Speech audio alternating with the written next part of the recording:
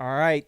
The Utah Jazz lose a tough one to the Los Angeles Lakers in overtime. This is the Hoops Nerd postgame show.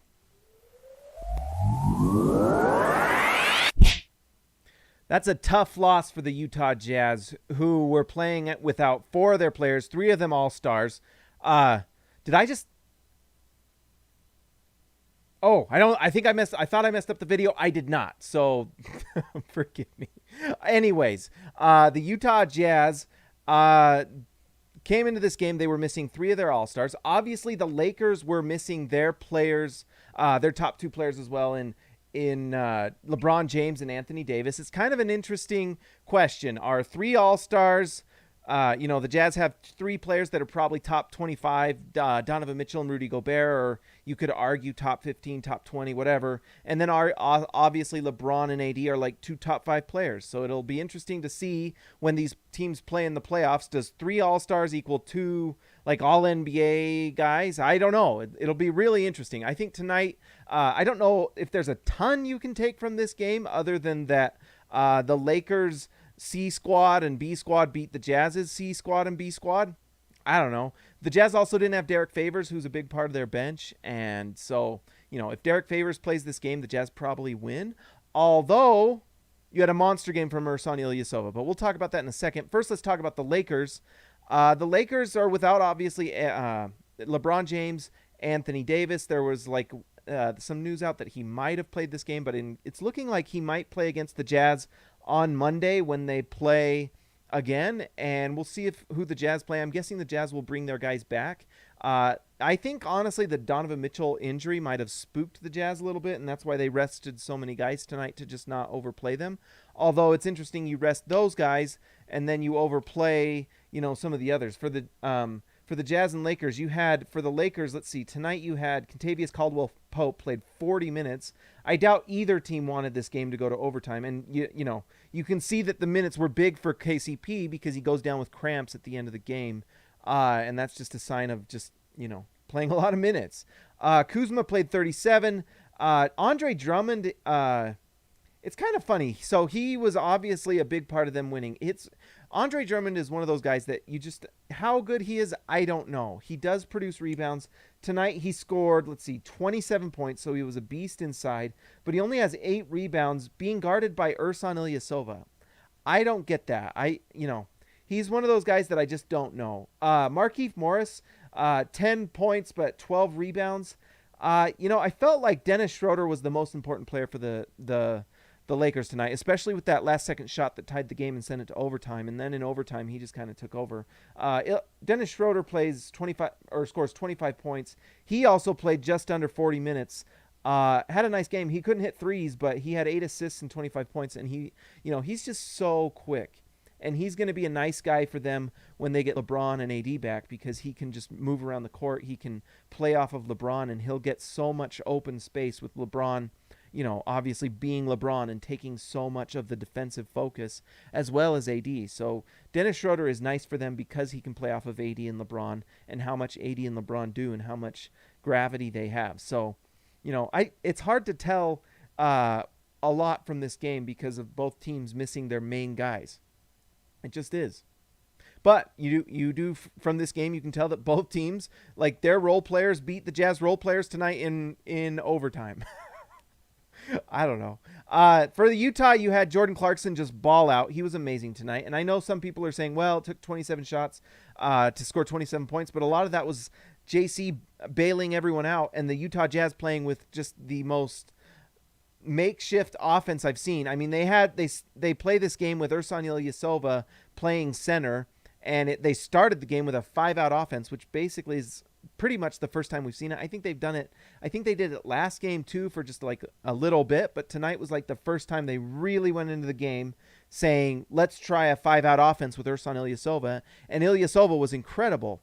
But it's fun to watch a 5-out offense with Jordan Clarkson. Jordan Clarkson, who normally plays about 20 minutes a game. He is a sixth man. He plays that sixth-man role, and you see him play 20 to 25 games, or 20 to 25 minutes, and he gets buckets. And when you have him playing 40 minutes, that's just too much, especially for a guy that just came back from injury. So, but Jordan Clarkson played his heart out. He played really hard. You you can't do anything but appreciate Jordan Clarkson and what he did this game, because he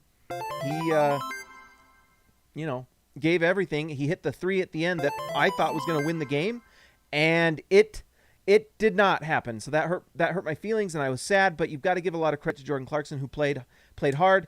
I think he played really well, and you could just feel that he needed kind of that other guy.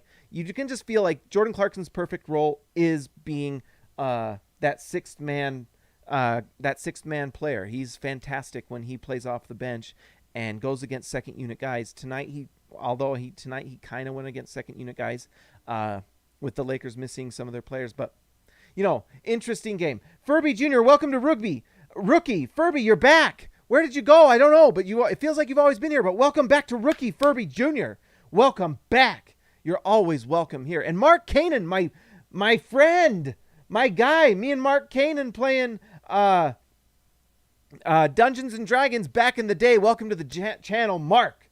Although I don't know why it's not showing me in chat, because I just saw you join the channel on the screen. Something's going on.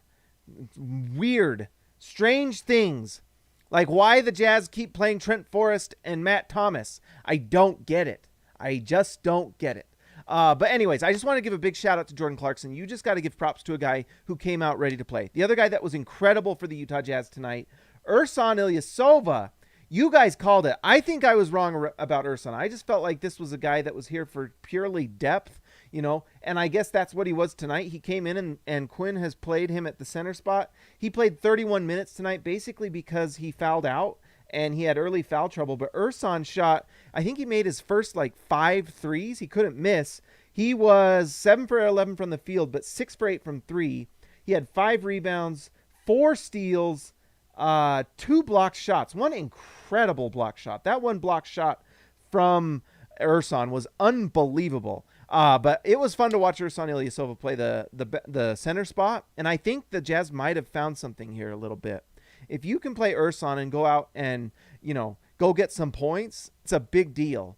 And you know what? I don't know, when Derek Favors comes back, he's going to definitely be the backup center. You could just see how his presence and Rudy Gobert's presence puts the Jazz pieces in order. The puzzle pieces fit that way. But I think that Ersan proved tonight that, hey, if you're down 10 and you need an offensive boost, you can put Ersan in at the center and you can go get some buckets. It was great. That pick, you're right, Furby Jr., Ersan was a good pickup. You are right. Cody Strickland, $5. Thank you, sir. For some ibuprofen for that wiping in OT. Yeah, we got our butts kicked in OT. We absolutely did. But I think it's partly because the Jazz were tired. You have Clarkson playing how many minutes? Clarkson played, Jordan Clarkson played 46 minutes. I'm not going to fault that guy too much. I mean, that guy put it all on the floor. 46 minutes. And when you consider that a lot of what Clarkson was doing this game was isolation, that guy was probably exhausted, guys. I mean, if you're just going in isolation and they're putting their, everyone else is guarding you with their best defender on the floor as much as they can, I'm not going to fault them too much. The Jazz looked exhausted. They just did. It's kind of it's a little disconcerting because Joe Ingles plays almost 40 minutes that he normally doesn't. Royce O'Neal, 39. Bojan Bogdanovic, 39. You're resting some guys, but then you're overplaying others. So it's kind of a weird, hard balance. But anyways, I was talking about Ersan Ilyasova. I think that is a nice lineup you can throw on the floor and come back. Or, if Derek Favors is hurt now, I think Quinn can kind of feel good about putting in Ersan and play center. Give Derek Favors some rest. It's okay. Let him rest. Let him get healthy. Get that knee right. I don't know if Derek Favors is ever going to be completely 100% because he's got so many chronic things. But you can at least let him rest here and there, and now you got a guy in Ersan that can play backup center. Or like we talked about, I think I saw someone mention in the chat, Juwan Morgan came in and played solid defense. Was he incredible? No, but he was just solid. And so it's nice to know that you have these options. That's, in a lot of ways, I wonder if this game was a little bit experimental for the Jazz, where they just said, hey, if we win this game, great. But what we want to do is just kind of try out this stuff with Ersan, and if this works, then great. And guess what? It kind of worked. Defensively, it wasn't incredible, but it kind of worked a little bit. It kind of worked. When Ersan is knocking down those threes, it definitely works. The offense is great. Justin Ty H. Role player, you love to see it. Go Spurs. Hey, you know what? Thank you for the $5. You're awesome, Justin. One of the All-Stars, baby. So, you know what? Go Spurs, go. Go Spurs, go. Let's see. But anyways, I love seeing, and maybe that's what you're saying. Maybe Ersan can be a nice role player, and I agree. I agree that Ersan can be that role player where you can put him in at center and stretch the floor. The Jazz have played with a rolling big the whole season. Having Ersan come out and have kind of another look on offense that you can throw against teams that are going to plan for the Jazz playing a rolling big, that's kind of a nice thing that you could, maybe in the playoffs you just throw that out there for 5 minutes to throw off a defense and get some buckets and then just go immediately back to Rudy or Derek Favors. If Derek Favors isn't working, if Derek Favors is hurt or something like that, throw Ersan out there. Try it. Who knows? It might be a nice option. So I really like it. Bojan is back, guys. Bojan Bogdanovic, and I know the numbers aren't incredible. 5 for 15 from the field, but 3 for 8 from 3. That makes me very happy, and that's what we've been talking about. You want him taking those threes. 37% from 3, I'm fine with that from Bojan. If he can just shoot that 3 and make it with regularity, that's fantastic because it stretches the floor. He was 6 for 6 from the free throw line. He had 2 steals, 2 assists, 19 points. I'll take it. And his plus minus wasn't good, but that's because Rudy Gobert's not playing. Derek Favors is not playing. Donovan Mitchell's not playing. Mike Conley's not playing. So you don't have those guys taking the defense and setting him up. I think Bojan's confidence is just back. And if you're going to take anything from this game, Bojan Bogdanovic having his confidence back. Jordan Clarkson does look healthier, which is nice to see. So it's nice to see that confidence for both those guys back. They look good. And guess what? Royce O'Neal hit some threes. That one was crazy. He just kind of got it off and it went in, and that basically kept him in the game. But that was fantastic. By the way, it said go Spurs because I want them to slaughter the Suns tonight. Oh, there you go, Justin. $5. Well, thank you, sir. I appreciate it. And I agree. Go Spurs, go. Get those Suns. Because right now the Jazz and the Spurs, Jazz and Suns are tied in the loss column at whatever it is. I think 15. I'm not totally sure. So exactly, Justin. All-star, my man. Thank you, sir. And you're right. So let's just hope that the Suns can fall to the Spurs tonight. I completely agree. Anyways, so that was nice to see. Jordan Clarkson, Bojan Bogdanovic, Ersan Ilyasova is really kind of fun to see them experimenting with some things. Joe Ingles tonight had quietly a really great night, at least from the three-point line, 6 for 12. He had 14 assists, which I believe is a tie for his career high. 14 assists with 3 steals, 20 points for Joe Ingles. You can never say enough good things about Joe Ingles. Fantastic. Absolutely incredible. So, you know what? This is a loss for the Jazz for sure, but there were some things to get really happy about. Bojan Bogdanovic looks confident. He looks back. Jordan Clarkson looks like himself a little bit again. He looks a little more like the Jordan Clarkson we saw earlier in the season. And it was nice to see just another look. Nice to see that Ersan Ilyasova looks like that was a really nice pickup. Kind of makes you wonder how he wasn't on an NBA team. That he just kind of was sitting there and the Jazz picked him up. The two things that were disappointing in this game, Trent Forrest plays and Matt Thomas plays. And here's what Trent Forrest's line was in 11 minutes. 0 for 1 with 2 assists and 1 rebound. And that was in 11 minutes and 47 seconds. That's what he produced. He did not hit a shot. 0 points, 0 blocks, 0 steals, 2 assists, and a rebound. For Matt Thomas, he was 0 for 3 from the field with 1 rebound and a -6. Trent Forrest was a -3. Honestly, at this point, I don't understand how Elijah Hughes is not getting at least a little bit of a look. Like even in this game, how did he not get at least a little bit of a look? Trent Forrest, I'm sorry. If you can't make it happen in this game, I don't know when it's going to happen. And since the Jazz are actually contenders, I'm sorry. I'm rooting for the guy, but I just don't see it. I don't see it. He's got to be able to hit shots on this team, and that's why I don't understand why Quinn's playing him, because he's both undersized and he doesn't hit shots. And Matt Thomas is the same way. Like Matt Thomas, like you saw that photo of him talking with Alex Caruso after the game. They're the same size. And the Jazz picked up Matt Thomas to hit shots, and I just don't see it. I don't see it. He couldn't hit a shot. He was 0 for 3 for this game. And I am going to look at Basketball Reference real quick because I just want to see what his numbers are with the Jazz. But they have not been good. So, Matt Thomas, we're going to just go to this season. We are going to pull up the shooting numbers with the Utah Jazz since he's been on this Jazz team. And since he has joined the Jazz, let's see. Well, I guess this is the... Oh, boy, guys. Oh, we can't. Let's see. So Matt Thomas has hit officially 3 shots with the Jazz since he's been here. He has missed, let's see, 9, 10, 15. Matt Thomas is officially 3 for 20 with the Jazz since he's joined the Utah Jazz. He is shooting 3 for 20. Whew. That's not working out. And the reason the Jazz got Matt Thomas was to shoot the ball, right?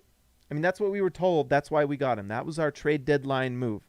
3 for 20, and I could be wrong. I'm doing live math, but yeah, I'm not wrong. That's exactly what it is. 3 for 20. Pooh.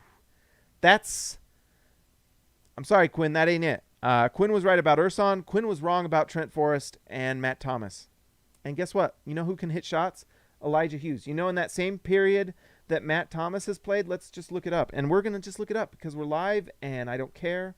Elijah Hughes, in his rookie season, by the way, Elijah Hughes is hitting 42% from 3 right now. I know it's short sample size, but guess what? Matt Thomas is small sample size too, and that's what Quinn's going off of. In that same span that Matt Thomas has gone 3 for 20, Elijah Hughes has gone 3 for 4. Small sample size, I know, but he is shooting 75% in that span. And I'm guessing that it's partly because of I'm guessing that's partly because of his defense is not quite there, but guess what? He can score the ball. He can score the ball. And I also don't understand how Trent Forrest and Matt Thomas are getting minutes over Mie Oni. Why did Oni play little minutes? Cody Strickland. I don't know. Cody, you tell me.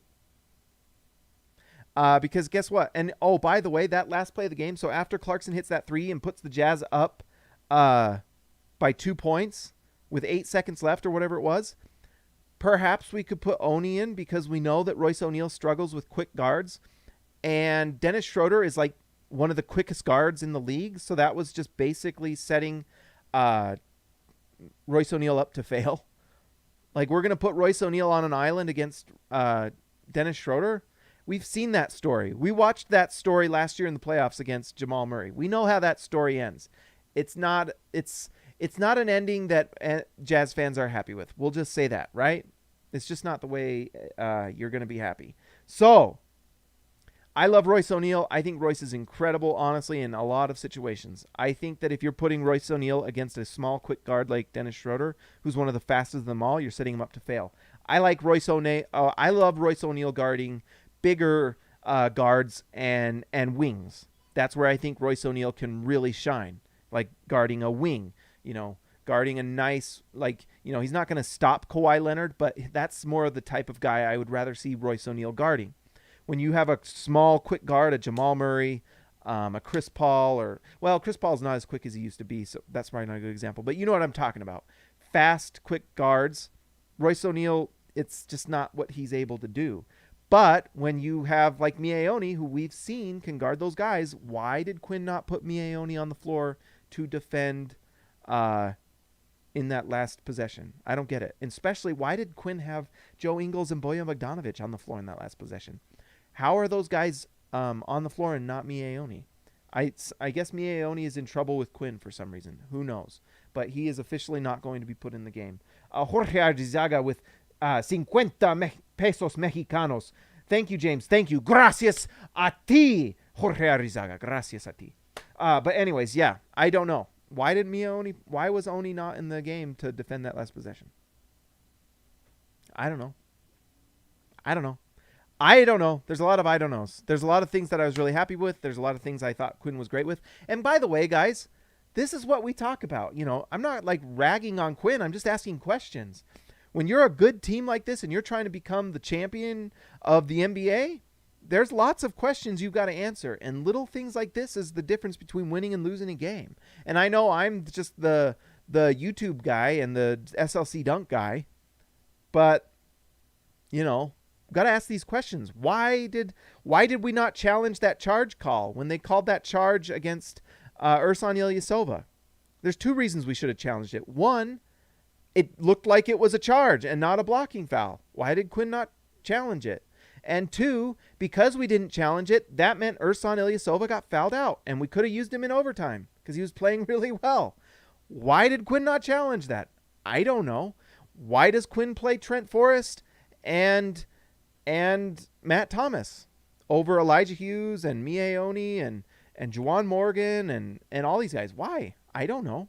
That's a question I want to ask. And guess what? Maybe Quinn just knows because he knew about Ersan, but it just sure seems like he's not correct about Forrest and Thomas. Those are questions we need to answer. And guess what? I'd like to see Elijah Hughes get a few minutes because the guy can score the ball. And you know what would have been nice in this game? A guy that can score the ball. I don't know. Those are just some questions. Just some questions because I would like an answer to that coming down the road. I mean, if Trent Forrest keeps getting minutes, I'm kind of going to lose my mind because I don't understand. Maybe you guys can tell me maybe you're seeing something that I'm not, but I don't know.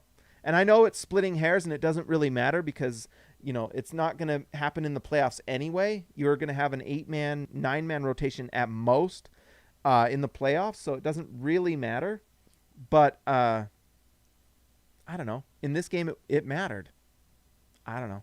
It really sucks that Udoka is hurt because you would have seen Udoka play in this game, and so that might have been the difference too. It would have been fun to see Udoka smash some guys. I'm actually excited. I'm getting more and more excited to see Udoka play next year because who knows what's going to happen with Derek Favors. He might be traded if he can't, probably not, but he might be. Who knows? Who knows what happens? But it's a shame that we didn't get to see Udoka play this game. I would have liked to see it. It would have been nice. Is there any other storyline from this game? I have to say, I know Royce went 2 for 10 from 3, but some of that was because he had to. But it looks like he might slightly be getting a little bit of confidence back. I was kind of okay with him just shooting until he hit some shots, and he kind of did. Although I just, the Jazz, and we've talked about this before, the Jazz need Royce O'Neal to be a shooter again. And he can't hit a 3 right now, although he did hit a couple this game, so that's a good sign. Not a lot else for this game. Juwan Morgan is just a nice defensive player. He's just nice. I know he's not an offensive juggernaut or anything like that, but it's just nice to see. So anyways, guys, that's all I got for tonight. Make sure that if you're new to the channel that you like and subscribe, and you can join the channel like Furby Jr. did. And I think Mark did. That was like Ghost Mark or something. I'm not quite sure what's going on there. Mark is playing a trick on me. But anyways, guys, you guys are awesome. Let's give a shout out to the All-Stars. I didn't pull it up in time. I'm getting lazy, guys. I got to not be lazy. Otherwise, I can't complain about the Jazz or Quinn, right? Let's see. Oh, that's weird. Sometimes this... Oh, that's really strange. Wow, guys. YouTube is not being very nice. Okay, there we go. It was not showing me the members. All right, so tonight, Austin R. Grant, welcome to the channel, Austin. Welcome to All-Stars. Eric C., welcome to the All-Stars, baby. Kelsey Hammer, the Hammer Kelsey. Donald Schooley or Shuley, let me know in the comments. But thank you for being an All-Star, Donald. Cody Strickland, Mitt Robach, DW to CB, Darren Williams to Carlos Boozer, Jorge Arizaga, Lee Christensen, Shan Therick, Ryan Perry, the legend, Justin Ty H. Thank you tonight, by the way, Justin, for the donations. I appreciate it immensely, Justin. Thank you so much. And go Spurs, go. Am I right? Patrick Akubo, Robert Hall, DW Jazz going all the way. Guys, this is incredible. You guys are amazing. I don't have a lot else to say. Let me just make sure. I'm just checking something here. You guys are incredible. The channel is growing. It's amazing. Oh, Key himself with a last-minute show up here, baby. Let's see. Ellie is better than Favors. Team Audrey. Shout out to Audrey. Shout out to Audrey. She is upstairs right now. Ilyasova in certain situations you might be right. You're not wrong. You might not. I don't know. In certain situations, I like Derek Favors. When Derek Favors is playing like prime Derek Favors, it's incredible. When Derek Favors is playing like he's played sometimes this season, where he looks slow and I think his knee is hurting him, then you know what? It doesn't hurt to just put Ilyasova out there, because at least you're stretching the floor and getting a 3-point threat, and you're playing money ball there. And so I agree to some extent, Key. And I don't know. I think the Jazz let you down a little bit, Key. I think they let you down. I'm sorry, man. Guys, like and subscribe. Join the channel. Hit the bell to get notified when this goes live, because sometimes I just go live and who knows when. Guys, this show is over. I will talk to you next time.